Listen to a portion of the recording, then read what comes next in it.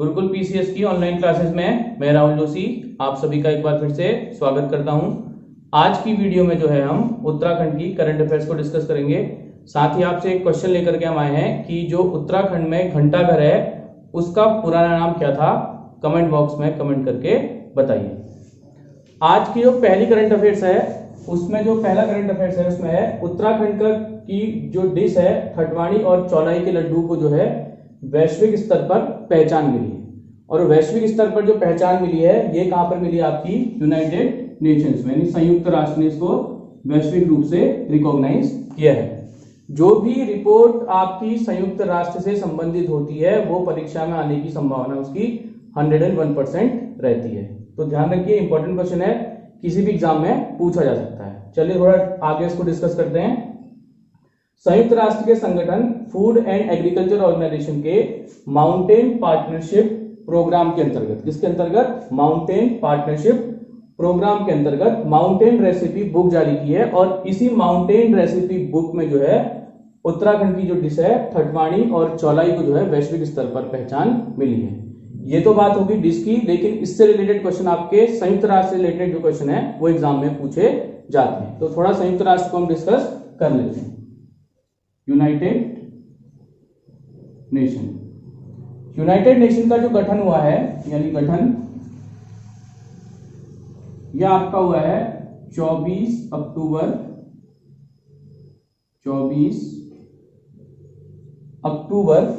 1945 को। मुख्यालय की अगर हम बात करें, इसका हेडक्वार्टर वो स्थित है न्यूयॉर्क में। कहां स्थित है? न्यूयॉर्क में। ठीक, हेडक्वार्टर से रिलेटेड जो क्वेश्चन है वो एग्जाम में आपका बहुत सारे बच्चे इसका आंसर गलत अभी भी लगाते हैं। यूनाइटेड नेशन का हेडक्वार्टर बच्चे जिनेवा कर देते हैं। आपको याद अगर एग्जाम में नहीं रहता है तो आप सीधे से याद रखिए एन फॉर न्यूयॉर्क, क्योंकि एग्जाम में वहां पर कोई इतना दबाव रहता है कि आपको क्वेश्चन वहां पर को याद, आंसर आपको याद नहीं आता है और जल्दबाजी में जो है आप उसको गलत कर देते हैं। ठीक, इसके बाद अगर हम बात करें संयुक्त राष्ट्र जो है इसके पहले महासचिव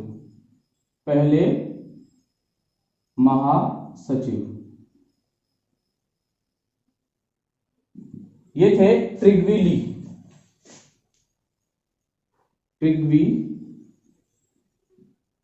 ली।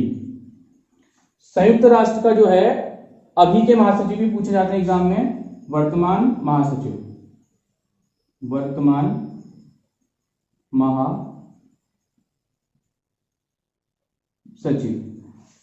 जो महासचिव हैं वो है एंटोनी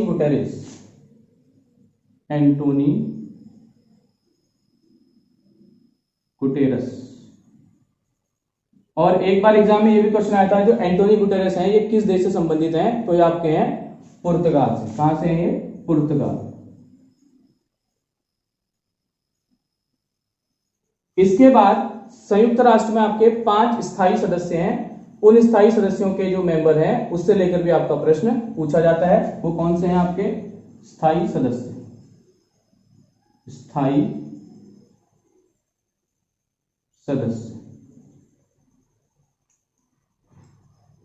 यूके, यूएसए, फ्रांस, चीन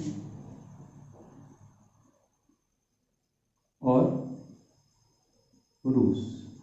ठीक है, तो ये यूएन के बारे में छोटी सी इंफॉर्मेशन थी, लेकिन एग्जाम में पूछा जाता है। यूनाइटेड नेशंस का गठन 24 अक्टूबर 1945, हेडक्वार्टर बहुत पूछा जाता है न्यूयॉर्क, पहले महासचिव ट्रिग्वी ली, इसके बाद वर्तमान महासचिव एंटोनी गुटेरेस। और ये स्थित है, ये एंटोनी जो गुटेरेस है वो किस देश के हैं? पुर्तगाल। 5 स्थायी सदस्य होते हैं इसमें यूनाइटेड नेशन में, यूके, यूएसए, फ्रांस, चीन और रशिया। और इन 5 स्थायी सदस्यों को जो है वो वीटो पावर होती है, यानी कोई भी रिजोल्यूशन जो है तभी पास होगा जब 5 के 5 जो इसके मेंबर होंगे वो इससे सहमत होंगे।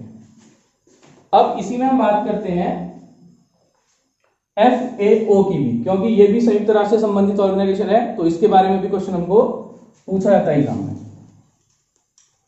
तो इसी के साथ हम थोड़ा सा डिस्कस करते हैं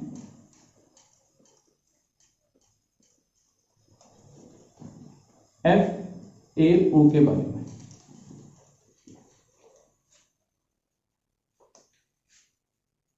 FA जो है यानी फूड एंड एग्रीकल्चर ऑर्गेनाइजेशन, इसकी जो स्थापना हुई थी, वो हुई थी आपकी 16 अक्टूबर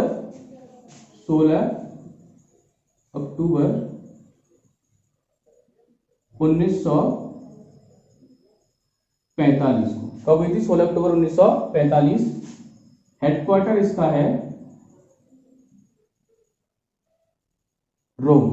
हेडक्वार्टर कहां स्थित है? रोम में। तो FAO की स्थापना 16 अक्टूबर 1945, हेडक्वार्टर इसका स्थित है रोम में। तो आप इसको भी याद रखिएगा। इसके बाद हम दूसरी करंट अफेयर्स पे चलते हैं।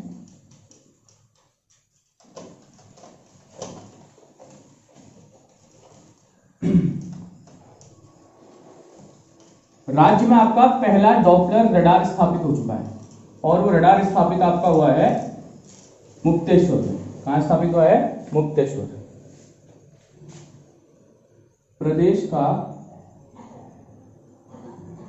प्रदेश का पहला डॉपलर रडार, पहला जो डॉपलर रडार स्थापित हुआ है, ये स्थापित हुआ है मुक्तेश्वर में। इसकी जो स्थापना हुई है ये आपकी हुई है मुक्तेश्वर। ठीक। ये डॉपलर रडार से लाभ क्या होगा?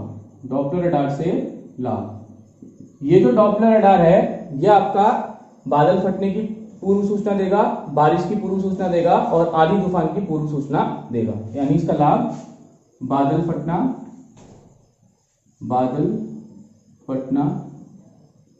वर्षा और तूफान की ये क्या देगा? पूर्व सूचना देगा। तूफान की पूर्व सूचना आपको देगा। ठीक। अब मुक्तेश्वर में आपका एक बहुत फेमस जो है वो चिकित्सा संस्थान स्थापित हुआ है, और वो चिकित्सा संस्थान किससे संबंधित है? पशुओं से संबंधित है। ठीक है। तो हम मुक्तेश्वर को डिस्कस कर रहे हैं, तो उसके बारे में भी इसमें वीडियो में साथ ही उसको भी हम डिस्कस करते हैं।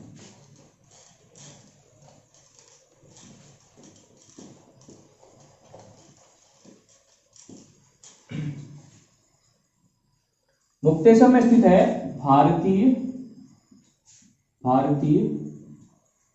पशु चिकित्सा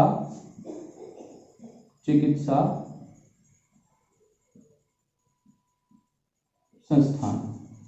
ठीक। और ये भारतीय पशु चिकित्सा जो संस्थान है, इसकी स्थापना हुई थी 1893 में। और 1893 में जो है एक बहुत बड़ी घटना ये भी हुई थी कि स्वामी विवेकानंद ने जो है शिकागो विश्व धर्म सम्मेलन में क्या किया था? पार्टिसिपेट किया था। इसका जो पुराना नाम वो था इंपीरियल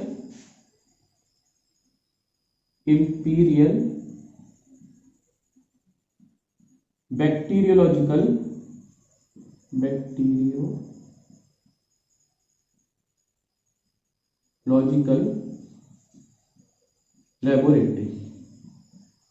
लेबोरेटरी। और जो इसकी स्थापना हुई थी वो स्थापना हुई थी एल्फ्रेड लिंगार्ड की सहायता से। एल्फ्रेड लिंगार्ड की सहायता से क्या हुई थी? इसकी स्थापना हुई थी। ये क्वेश्चन एग्जाम में पूछा जा सकता है। 1925 की अगर हम बात करें, 1925 में जो इसका नाम था वो Indian institute of veterinary research कर दिया गया। 1925 में इसका नाम क्या कर दिया गया? Indian institute of veterinary research. इसके बाद यहां पर इसी इंस्टीट्यूट में अल्फ्रेड ने पशुओं में होने वाले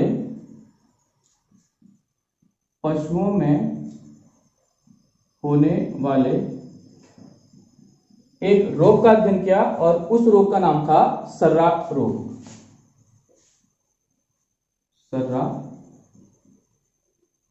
रोग। इसके बाद इसी इंस्टीट्यूट ने आपका एक टीका विकसित किया था और वो टीका किसके अगेंस्ट था? एक बीमारी होती थी जिसका नाम था रानीखेत बीमारी। इसका नाम ही क्या था आपका? रानीखेत बीमारी। रानीखेत जो बीमारी थी वो किसमें होती थी? आपकी मुर्गियों में। किसमें होती थी? मुर्गियों में।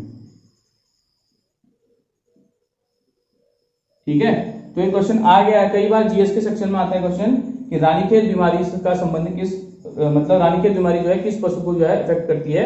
आपका नाम इसमें है, आंसर आप करेंगे मुर्गियों में। तो एक बार और देखते हैं। भारतीय पशु चिकित्सा संस्थान स्थापना 1893। पुराना नाम इंपीरियल बैक्टीरियोलॉजिकल लेबोरेटरी। स्थापना किसकी हेल्प से हुई थी? Alfred Lingard.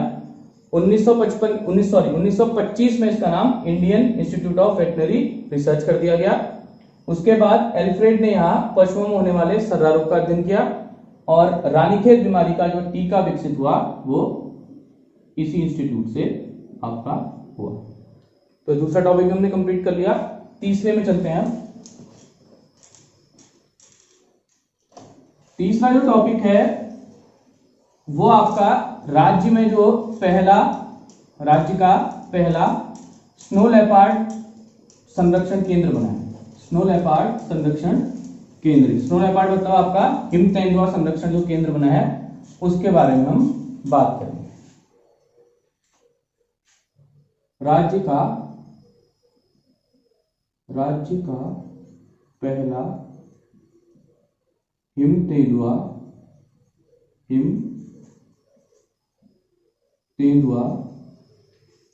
संरक्षण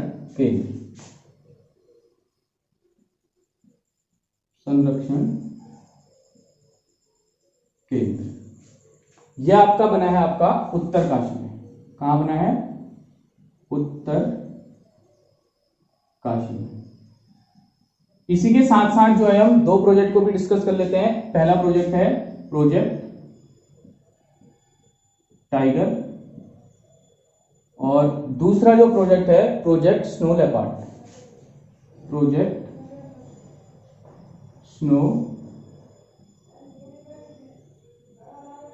लेपर्ड।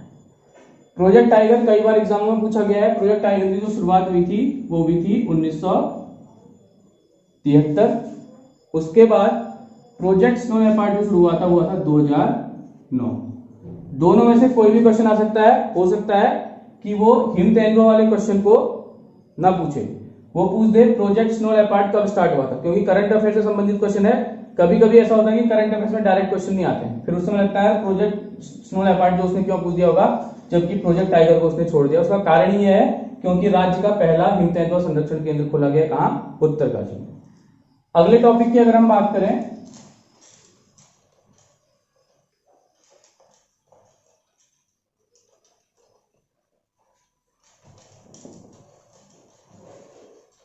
तो वहां से भी इंपॉर्टेंट खबर आपकी है जो आपका टैगोर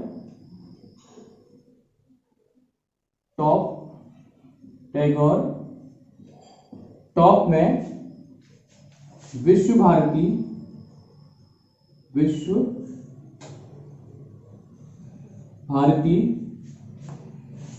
विश्वविद्यालय का विश्वविद्यालय का एक परिसर बनने वाला है, एक परिसर बनेगा। ठीक, अब पहले तो क्वेश्चन आ सकता है, वो डायरेक्ट पूछ सकता है टैगोर टॉप कहां है। आपको पता होना चाहिए टैगोर जो टॉप है वो स्थित आपका है नैनीताल में। अब भैया टैगोर टॉप नैनीताल में अगर स्थित है तो इतनी महत्वपूर्ण बात इसमें क्या हो गई, टैगोर टॉप से आपका क्वेश्चन आ सकता है। यहाँ ये इसलिए इंपॉर्टेंट है क्योंकि इसी टैगोर टॉप में रविंद्रनाथ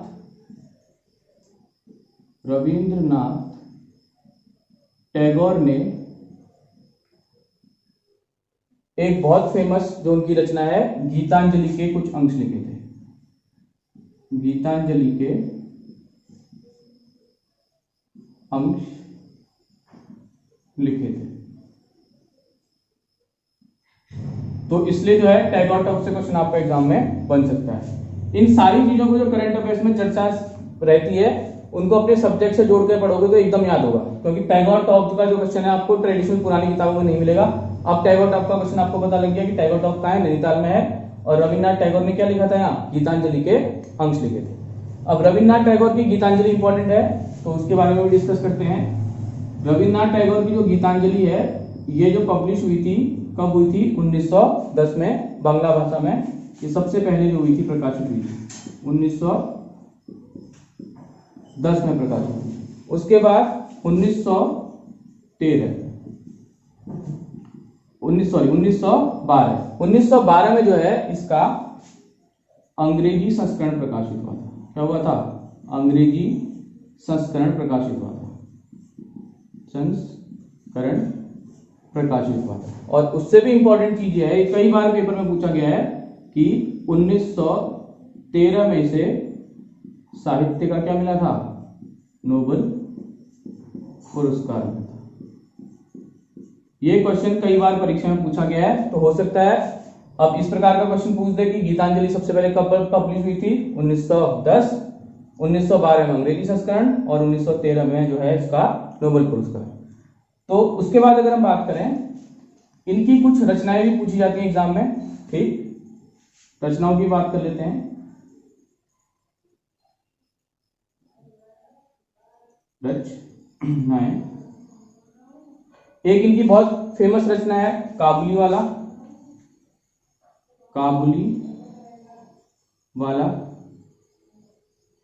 उसके बाद एक इनकी रचना है गोरा। उसके बाद एक इनकी रचना है द पोस्ट ऑफिस, शॉर्ट में लिख दे रहा हूं, द पोस्ट ऑफिस। और रविंद्रनाथ टैगोर के बारे में आप ये भी याद रखिएगा कि रविंद्रनाथ टैगोर ने जो है एक स्वदेशी आंदोलन के दौरान एक गीत लिखा था जिसका नाम था आमोर सोनार बांग्ला। आमोर सोनार बांग्ला। और स्वदेशी आंदोलन के दौरान ही इन्होंने एक सुझाव दिया था कि स्वदेशी आंदोलन के विरोध में जो है, ये बंगाल विभाजन के विरोध में जो है, इन्होंने कहा था कि हिंदू और मुसलमान क्या बांधेंगे, एक दूसरे के हाथों में क्या बांधेंगे, राखी बांधेंगे। और इस दिन क्या सेलिब्रेट किया जाएगा, राखी दिवस, ताकि हिंदू मुस्लिम एकता को क्या रखा जा सके, कायम रखा जा सके। तो टैगोर टॉप में बनेगा विश्वविद्यालय, विश्व भारती विश्वविद्यालय का परिसर। कहाँ बनेगा, नैनीताल में। रविन्द्रनाथ टैगोर ने क्या लिखे थे, गीतांजलि के कुछ अंश लिखे थे 1910, 1912, 1913। और राखी दिवस मनाने का इन्होंने सुझाव दिया था आमोर सोनार बांग्ला की इन्होंने क्या की थी, रचना की थी। ठीक है, तो करंट अफेयर्स आपको इस तरीके से बताने का मतलब है कि आप खुद भी सीखें करंट अफेयर्स किस तरीके से पढ़नी है। कोई भी टॉपिक करंट अफेयर्स का पेपर में आपको मिलता है तो आप उसको अपने सब्जेक्ट से जोड़ करके पढ़ेंगे तो आपका सब्जेक्ट जो है 30-40% आपका अपने आप कवर हो जाएगा। और बच्चों से आप आगे तभी निकलेंगे जब आप इस प्रकार की स्टडी करेंगे, क्योंकि ये हर बच्चा पढ़ेगा। इस तरह की स्टडी जो पढ़ेगा, स्मार्ट वर्क किसी को कहते हैं, इस तरीके का जो स्टडी करेगा वही बच्चा आपका एग्जाम में सेलेक्ट होगा। वीडियो आपको पसंद आए लाइक कीजिए, सब्सक्राइब कीजिए और शेयर कीजिए। और हमारे टेलीग्राम ग्रुप को आप ज्वाइन कर लीजिए, डिस्क्रिप्शन लिंक में उसको हम दे देंगे। उसमें हर सैटरडे आपका उत्तराखंड और मैथ्स का आपका टेस्ट चलता है। Thank you.